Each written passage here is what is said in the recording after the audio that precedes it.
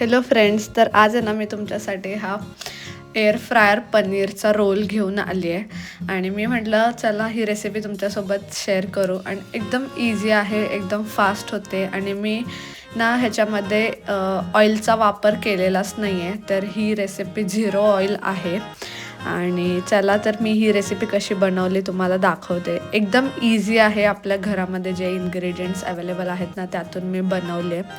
तर पहिला काय करायचं, आपल्याकडे जी घरात शिमला मिरची असते ना, बेल पेपर, तर ती घ्यायची आणि त्याला असं मोठं मोठं स्क्वेअरमध्ये कट करायचं. तर तुमच्याकडे ग्रीन बेल पेपर असेल ना तरीसुद्धा चालेल. माझ्याकडे हे ऑरेंज कलरचं होतं तर ते मी इथे यूज केलं. तर आपल्याला हे कट करून झाल्यानंतर एक पूर्ण ओनियनसुद्धा घ्यायचा आहे. तोसुद्धा असा मोठा मोठा स्क्वेअर शेपमध्ये कट करून घ्यायचा आणि तो पण ह्या शिमला मिरची आणि जे बेल पेपर आहे म्हणजेच ते, तर त्याच्यामध्ये मिक्स करून द्यायचं. आता आपल्याला ह्यासाठी पनीर लागणार आहे.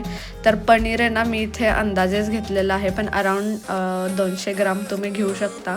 तर त्याचेसुद्धा मी असे स्क्वेअर पीसेस करून घेतलेत आणि आपल्याला असे मीडियम साईजचे त्याचेसुद्धा पीस करायचे. ते सुद्धा मी इथे पनीर कट करून घेतलं आणि ते जे आपण कांदा आणि शिमला मिरची घेतली होती त्यामध्ये हे पनीरसुद्धा टाकून घेतलं सगळं. आता हे सगळं पनीर टाकून झाल्यानंतर आपल्याला यामध्ये काही स्पायसेस ॲड करायचे आहेत. तर यामध्ये मी आहे ना, आपल्या घरात जे लाल तिखट असतं तर तेच लाल तिखट मी इथे छोटे 3 चम्मच टाकलं आहे. लाल तिखट टाकून झाल्यानंतर मी त्यामध्ये थोडीशी हळद टाकली आहे.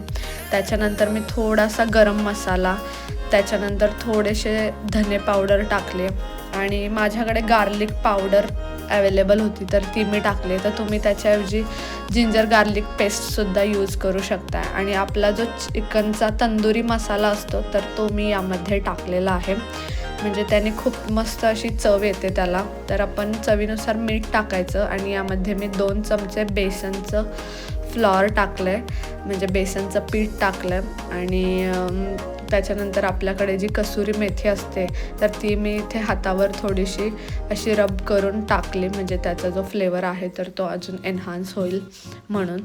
तर हे फेनिग्रीक लीव्स टाकून झाल्यानंतर आपल्याला यावर दही टाकायचं आहे. तर दही मी इथे 4 स्पून घेतलं आहे, म्हणजे मोठे 4 टेबलस्पून मी दही घेतले आणि हे सगळं ना आपल्याला आता एकदम मिक्स करायचं आहे. तर तुम्ही इकडे बघा, हे सगळं असं मिक्स केल्यानंतर इतका मस्त कलर येतो त्याला.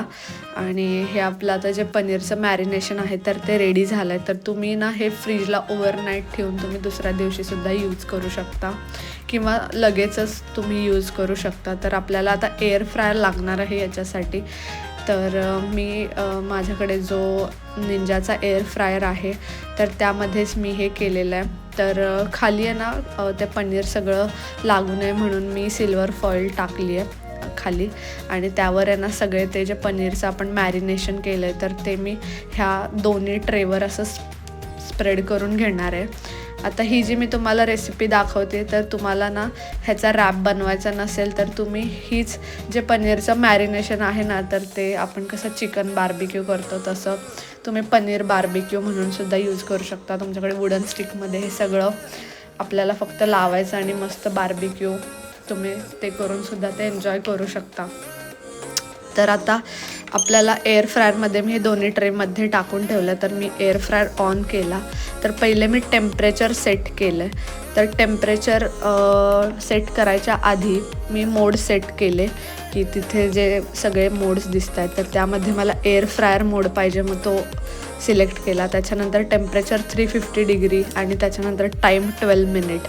आणि हे मला दोन्ही ट्रेला सेम पाहिजे म्हणून मी मॅच कुकचं बटन प्रेस केलं आणि त्याच्यानंतर आता मी स्टार्ट बटन चालू केलं. तर स्टार्ट बटन चालू केल्यानंतर एअर फ्रायरमधून आवाज यायला स्टार्ट होतो आणि आपली जी प्रोसेस आहे तर ती चालू होते. तर 12 मिनिट लागणार आहेत हे सगळं व्हायला. तोपर्यंत मी इकडे दुसरीकडे एक छोटंसं भांडं घेतलं, त्याच्यामध्ये मेयो टाकलं 1-1.5 चम्मच आणि त्यामध्ये थोडंसं जे घरी आपलं केचप असतं तर ते मी टाकून घेतलं आणि ते सगळं ना असं चमच्याने मिक्स करून घ्यायचं.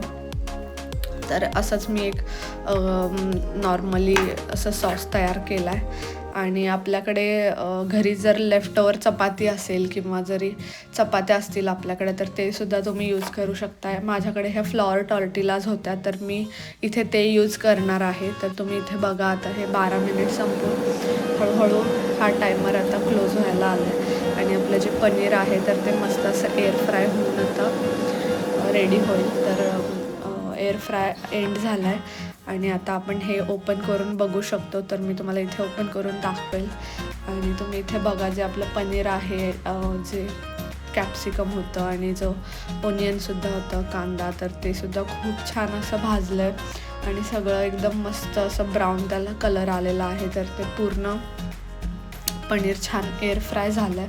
आता हे पनीर आपल्याला त्याच्यात ठेवायचं त्याच भांड्यात आणि आपण जे फ्लोअर टॉर्टिलाज घेतलेले होते तर त्याच्यावर आपण जो रेडी केलेला सॉस होता तर तो टाकायचा आणि आपल्याला जेवढं पाहिजे पनीर जास्त तेवढं टाकायचं. तर मी इथे हाफ पोर्शन जे आपण पनीर एअर फ्राय केलेलं होतं तर ते टाकलं आणि ह्याला असा रोल केला आणि रोल करून आता आपल्याला एका साईडला तवा गरम करायचा आणि त्या तव्यावर हे जे रोल केलेले होते आपण पनीरचे तर ते ठेवून द्यायचे.